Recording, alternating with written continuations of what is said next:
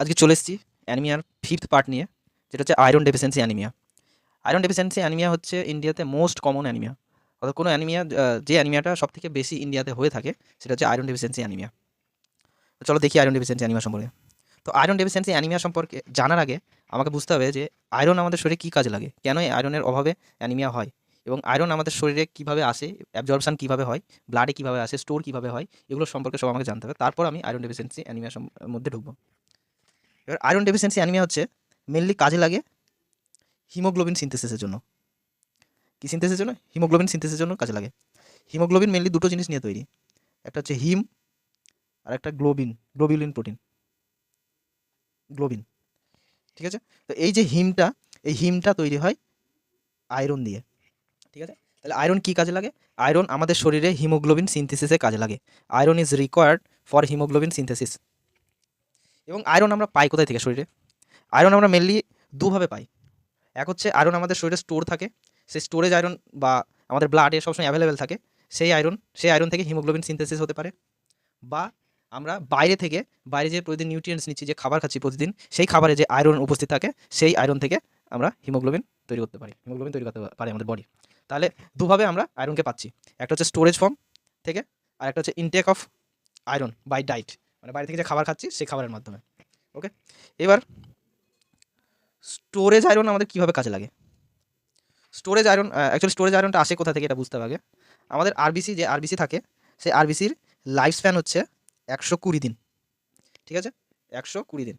এই 120 দিন পর আরবিসি চলে যায় রেটিকুলো এন্ডোথেলিয়াল সিস্টেমে, মেনলি স্প্লিনে যায়, এবং স্প্লিনে যাওয়ার পর ওখানে ফ্যাগোসাইটোস হয়ে যায়, ডিস্ট্রয় হয়ে যায় আরবিসি ডিস্ট্রয় হয়ে যায়। ডিস্ট্রয় হয়ে যাওয়ার পর আরবিসিতে থাকা হিমোগ্লোবিন কোথায় থাকে? আরবিসির ভিতরে থাকে। এটা যদি আরবিসি হয়, এর মধ্যে হিমোগ্লোবিন থাকে। ঠিক আছে? এবার আরবিসি ডিস্ট্রয় হয়ে গেলে হিমোগ্লোবিনও ডিস্ট্রয় হয়ে যায়। তখন হিমোগ্লোবিন থেকে আয়রন বেরিয়ে আসে। রিলিজ আয়রন ইনটু সার্কুলেশন মানে কি? ব্লাডে চলে আসে, and bind two transferrin. Transferrin কি? ট্রান্সফেরিন হচ্ছে একটা প্রোটিন। একটা প্রোটিন, যে প্রোটিনের সাথে আয়রন যুক্ত হয়ে ট্রান্সফার হয় ব্লাডে। আয়রন নিজে ট্রান্সফার হতে পারে না, ট্রান্সফেরিনের সাহায্য নিতে হয়, তারপর আয়রন ব্লাডে ট্রান্সফার হয়। এবং সেই সময় যদি হিমোগ্লোবিন সিনথেসিসের দরকার হয়, তাহলে হিমোগ্লোবিন সিনথেসিসের জন্য বোন ম্যারোতে চলে যায় আয়রন, বোন ম্যারোতে। এবং যদি সিনথেসিসের দরকার না হয়, তাহলে স্টোরেজ হওয়ার জন্য লিভারে চলে যায়। ঠিক আছে? এখানে দেখো, এজ আয়রন, যে আয়রনটা তার 120 দিন কমপ্লিট হয়ে গেছে, সে কী করবে? ফ্যাগোসাইটোস স্প্লিনে যাবে, ফ্যাগোসাইটোস হওয়ার পর হিমোগ্লোবিন ব্রেকডাউন হয়ে যাবে। ব্রেকডাউন হওয়ার পর আরবিসিতে থাকা যে হিমোগ্লোবিনের, সেই ব্রেকডাউন হয়ে যাওয়ার পর তারপর ওখান থেকে আয়রন রিলিজ হবে, সার্কুলেশনে গিয়ে ট্রান্সফেরিনের সাথে যুক্ত হয়ে যাবে, বাইন্ড হওয়ার পর reutilisation of iron by marrow erythroblast. অর্থাৎ যদি আয়রনের হিমোগ্লোবিন তৈরির দরকার হয়, তাহলে আয়রন চলে যাবে বোন ম্যারোতে, এবং যদি দরকার না হয় সেক্ষেত্রে লিভারে গিয়ে স্টোর হয়ে যাবে। ঠিক আছে? এটা যে আয়রনটা আমাদের শরীরে উপস্থিত থাকে, সেই আয়রনটাই কাজে লাগানো। ঠিক আছে? এবার যদি বাইরে থেকে আমাদের আয়রন নিতে হয়, বাইরে থেকে যে আয়রন আমরা নিই, সেই আয়রনটা কী হয়? বাইরে থেকে যে আয়রনটা নিই, দু রকম আয়রন আমাদের শরীরে আসতে পারে। একটা হচ্ছে নন হিম আয়রন, যেটা আমরা ভেজিটেবল থেকে পাই, মেনলি বিভিন্ন শাক সবজি থেকে পাই। আর একটা হচ্ছে হিম আয়রন, যেটা কোনো অ্যানিমেল থেকে পাই, কোনো মাংস বা লিভার বা কিডনি যখন খাই, ওর মধ্যে থাকা আয়রন আমাদের শরীরে ঢোকে। এবার যে আয়রনটা খাচ্ছি, সেই আয়রনটা আমাদের অ্যাবজর্পশন হয় আমাদের শরীরে স্মল ইন্টেস্টাইনের ডিওডিনামে অ্যাবজর্পশন হয়। এবার অ্যাবজর্পশনটা হয় কীভাবে? চলো দেখি। তো এটা হচ্ছে ইন্টেস্টিনাল লুমেন। মানে হচ্ছে, তুমি যদি একটা পাইপ নাও, পাইপের মাঝখানে যে ফাঁকা অংশটা থাকে, যার মাধ্যমে জলটা যায়, সেই ফাঁকা অংশটাকে লুমেন বলে। এবং এটা হচ্ছে ইন্টেস্টিনাল সেল, আর এটা হচ্ছে ব্লাড। ঠিক আছে? এবার সর্বপ্রথম আমি যখন আয়রন খাই, কোনো ডায়েটের মাধ্যমে যখন আয়রন খাই, সেই আয়রনটা হয় Fe3+ বা ফেরিক, এবং ইন্টেস্টাইনের লুমেনে এসে এই Fe3+টা Fe2+ কনভার্ট হয়ে যায়। কেন কনভার্ট হয়? কারণ Fe3+ এখানে যে পিএইচটা থাকে ইন্টেস্টাইনের, সেই পিএইচের সাথে বেশি সুইটেবল না, ওই জন্য Fe2+ কনভার্ট হতে হয়। এবং Fe3+ থেকে Fe2+ মানে ফেরিক থেকে ফেরাসে কনভার্ট করে কে? এখানে একটা এনজাইম থাকে, যাকে বলে ডিওডিনাল সাইটোক্রোম বি রিডাকটেজ। কি enzyme? Duodenal cytochrome B reductase enzyme, যার মাধ্যমে Fe3+টা Fe2+ কনভার্ট হয়ে যায়। ঠিক আছে? এবার কী হয়, Fe2+টা সেলের মধ্যে চলে যায়। এখানে একটা চ্যানেল লাগে, তার নাম হচ্ছে divalent metal transporter 1। Divalent metal transporter 1 এর মাধ্যমে সেলের মধ্যে Fe2+ চলে যায় এবং সেল থেকে চলে যায় ব্লাডে। এখানেও হেল্প লাগে, কার লাগে? ফেরোপ্রোটিন বা একে আমরা IREG1ও বলি। IREG1 বা ফেরোপ্রোটিন, এছাড়াও আরেকটা আছে হেফাস্টিন বলে যাকে, হেফাস্টিন। এই ফেরোপ্রোটিন এবং হেফাস্টিনের সাহায্য নিয়ে Fe2+ কী হয়, ব্লাডের মধ্যে চলে আসে। ঠিক আছে, এবং ব্লাডে আসার পর কী হয়, ব্লাডে আসার পর যে যে আয়রনটা Fe2+ ব্লাডে আসলো, সেটা ট্রান্সফেরিন নামক একটা প্রোটিনের সাথে যুক্ত হয়ে যায়। কারণ যুক্ত কেন হয়? কারণ Fe2+ নিজে ট্রান্সফার হতে পারে না, একে এই ট্রান্সফেরিনের সাহায্য লাগে। ব্লাডে এসে ট্রান্সফেরিনের সাথে যুক্ত হয়ে যায় এবং এর যেখানে যখন দরকার হয় ওখানে যায়। এবার এর যদি স্টোরেজ ফর্ম হয়, ধরো এর এখন হিমোগ্লোবিন তৈরি করতে লাগবে না, এবার একে স্টোর করতে হবে। যদি স্টোর করতে হয়, এ চলে যাবে লিভারের কাছে এবং বোনের কাছে। লিভারে এবং বোনের কাছে চলে যাবে। ঠিক আছে, লিভারে গিয়ে এ ফেরিটিন হিসেবে স্টোর হবে। লিভারে কী হিসেবে স্টোর হবে? ফেরিটিন। এবং বোন, এছাড়াও স্প্লিন, এগুলোতে এগুলোতে কী হিসেবে স্টোর হবে?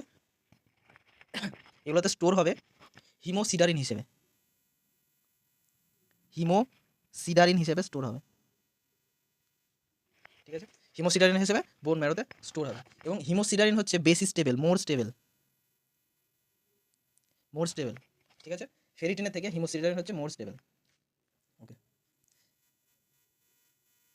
এবার দেখো এখানে কি বলেছে।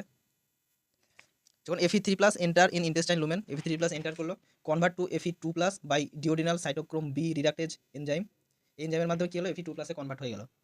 ঠিক আছে,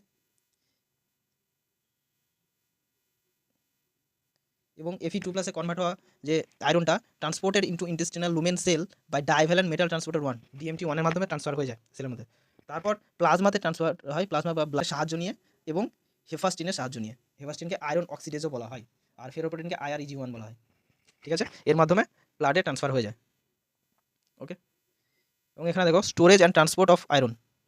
এখানে ট্রান্সপোর্ট কীভাবে হয় দেখো, iron is transported in plasma by bound to beta globulin named transferrin. ট্রান্সফেরিনের মাধ্যমে বাউন্ড হয়ে যায় ট্রান্সফেরিনের সাথে, যেটা আমি আগে বলে দিয়েছি।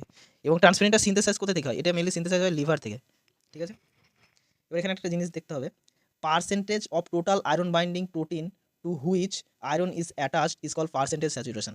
পার্সেন্টেজ স্যাচুরেশন কি? ধরো এটা হচ্ছে আয়রন, ঠিক আছে, এবং এটা হচ্ছে প্রোটিন। এই আয়রনের সাথে এই প্রোটিন কত পার্সেন্ট যুক্ত আছে তাকে আমরা পার্সেন্টেজ স্যাচুরেশন বলি। ঠিক আছে, এই পার্সেন্টেজ স্যাচুরেশন বার কীভাবে করব?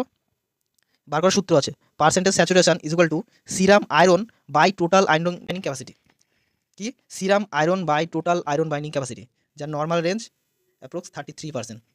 ঠিক আছে, এবার এখানে দেখো, iron stored in liver and bone marrow, spleen, skeletal muscle, এগুলোতে স্টোর হয়। এবং লিভারে মেনলি ফেরিটিন হিসেবে স্টোর হয় এবং বাইগুলোতে হিমোসিডারিন হিসেবে স্টোর হয়। ঠিক আছে, এখানে দেখো, ferritin level increase in acute leukaemia, এটা মেনলি কম্পিটিটিভ এক্সামের জন্য ইম্পর্টেন্ট। ফেরিটিন লেভেল কখন ইনক্রিজ হয়? যদি অ্যাকিউট লিউকেমিয়া হয়, ইনফ্লামেশন হয়, হজকিন লিম্ফোমা হয়, এসব ক্ষেত্রে কী হয়? ফেরিটিন লেভেল বেড়ে যায়। এবং ডিক্রিজ কখন হয়? যদি লিভার ডিজিজ হয়, লিভার ডিজিজের ক্ষেত্রে ডিক্রিজ হয়ে যায়। এবার হচ্ছে iron regulation of iron. Regulation কীভাবে হয়? একটা হচ্ছে ডায়েটারি রেগুলেশন, একটা storage regulation. Accumulation of iron in mucosal cell block additional uptake. মানে ধরো তোমার শরীরে প্রচুর পরিমাণে এক্সেস আয়রন হয়ে গেছে, আর দরকার নেই, তখন আয়রনকে আমাদের বডি কীভাবে রেগুলেট করবে যাতে আয়রন আর এক্সেস বা বেশি পরিমাণে না হয়? এবার এখানে ডায়েটারি রেগুলেশন কী বলেছে, ইন্টেস্টিনাল যে লুমেন ছিল, ওই লুমেনে যদি এক্সেস আয়রন হয়ে যায়, লুমেনের যে সেল ছিল, লুমেনের বাইরে যে মিউকোসাল সেল ছিল, সেই মিউকোসাল সেলে যদি আয়রন এক্সেস হয়ে যায়, তখন কী করে সেল কী করে? আয়রন আপটেক করাটাকে বন্ধ করে দেয়। কী করে? Block additional uptake. সেল কী করে? আর এক্সেস আয়রন ভিতরে ঢোকানোটাই বন্ধ করে দেয়। এটা হচ্ছে ডায়েটারি রেগুলেশন। আর হচ্ছে storage regulation. Increase iron store, যদি এক্সেস আয়রন শরীরে হয়ে যায় সেক্ষেত্রে লিভারেও তাহলে এক্সেস ফেরিটিন হিসেবে স্টোর হতে থাকবে আয়রন, এবং ফেরিটিন হিসেবে এক্সেস যদি স্টোর হয়ে যায় লিভার কী করে, রিলিজ করে হেপসিডিন, হেপসিডিন রিলিজ করে, যে হেপসিডিনটা কী করে, ডিক্রিজ করে দেয় মিউকোসার আয়রন ফেরোপ্রোটিন রিলিজ। যে ফেরোপ্রোটিনটা কী করেছিল, ইন্টেস্টিনাল যে সেল ছিল সেল থেকে ব্লাডের মধ্যে আয়রনকে নিয়ে আসছিল, তখন এই কী করে হেপসিডিন কী করবে, ওই ফেরোপ্রোটিনকেই কমিয়ে দেবে, ফলে ফেরোপ্রোটিন কী করবে, আয়রন আর ব্লাডে নিয়ে আসতে পারবে না। এই দুই মাধ্যমে কী হয়, রেগুলেশন হয় আয়রন অ্যাবজর্পশন। ঠিক আছে, এবার মেন জিনিসে আসো, iron deficiency anaemia. Iron deficiency অ্যানিমিয়ার কজ কী, কোন কোন কারণে আয়রন ডেফিসিয়েন্সি অ্যানিমিয়া হতে পারে? একটা হচ্ছে প্যাথোলজিক্যাল ব্লাড লস, কোনো কারণে যদি ব্লাড লস হয় আমাদের শরীরে তখন আয়রন ডেফিসিয়েন্সি অ্যানিমিয়া দেখা যাবে। কেন দেখা যাবে, কারণ ব্লাডের মধ্যে যে সমস্ত আয়রনগুলো আছে যদি ব্লাড লস হয় সেই আয়রনগুলো লস হতে থাকবে, ফলে বডিতে একটা আয়রনের ক্রাইসিস দেখা যাবে। এবং কোন কোন কারণে ব্লাড লস হতে পারে, পেপটিক আলসার, যদি স্টমাকে আলসার হয় সেক্ষেত্রে ধীরে ধীরে ব্লাড কমতে থাকবে, আলসারেটিভ কোলাইটিস, এগুলো সবই হচ্ছে জিআই ট্র্যাকের প্রবলেম। এছাড়াও হুকওয়ার্ম ইনফেকশন, হেমাচুরিয়া, যদি ব্লাড ইউরিন মাধ্যমে বেরোতে থাকে, ইউটেরাইন ব্লিডিং, এসব ক্ষেত্রে ব্লাড লস হবে, এবং ব্লাড লস হলে আয়রনও লস হবে এবং আয়রন ডেফিসিয়েন্সি অ্যানিমিয়া দেখা যাবে। এছাড়াও ইনক্রিজ ফিজিওলজিক্যাল ডিমান্ড, যদি আয়রনের ডিমান্ডই বেড়ে যায়, কখন ডিমান্ড বাড়বে, বাচ্চা হওয়ার পর, সদ্যজাত বাচ্চা যখন হয় তারপর ওর গ্রোথটা সেই সময় বেশি হয়, সেই সময় আয়রনের প্রচুর ক্রাইসিস, প্রচুর বেড়ে যায় আয়রন দরকার। এছাড়া যদি ইনঅ্যাডিকুয়েট ইনটেক করি, আমরা যদি সে সমস্ত খাবার না খাই যে খাবারগুলোতে আয়রন আছে, এবং ইনঅ্যাডিকুয়েট যদি ইনটেক না হয় সেক্ষেত্রে আয়রনের ঘাটতি দেখা যাবে। এছাড়াও ইম্পেয়ার্ড অ্যাবজর্পশন, ইম্পেয়ার্ড অ্যাবজর্পশন কখন দেখা যাবে, মেনলি আমাদের অ্যাবজর্পশন কোথায় হয়, ইন্টেস্টিনাল স্মল ইন্টেস্টাইনের ডিওডিনামে হয়, এবং ডিওডিনামের সেলগুলোতে যদি কোনো রকম কোনো প্রবলেম হয়ে থাকে সেক্ষেত্রে ইম্পেয়ার্ড অ্যাবজর্পশন হবে। ঠিক আছে, এবার ক্লিনিক্যাল ফিচার কী, মানে আয়রন ডেফিসিয়েন্সি অ্যানিমিয়া হলে কী কী হতে পারে, ক্লিনিক্যাল ফিচার।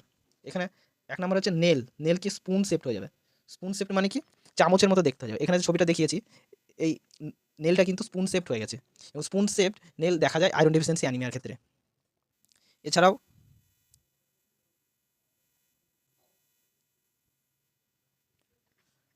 টাং কী হবে, গ্লসাইটিস, অ্যাঙ্গুলার স্টোমাটাইটিস, ডিপ্যাপিলাইটেড, এখানে জিভটা ঠিক এইরকম হয়ে যাবে এবং প্যাপিলা ধীরে ধীরে কমে যাবে, জিভের মধ্যে থাকা প্যাপিলাগুলো।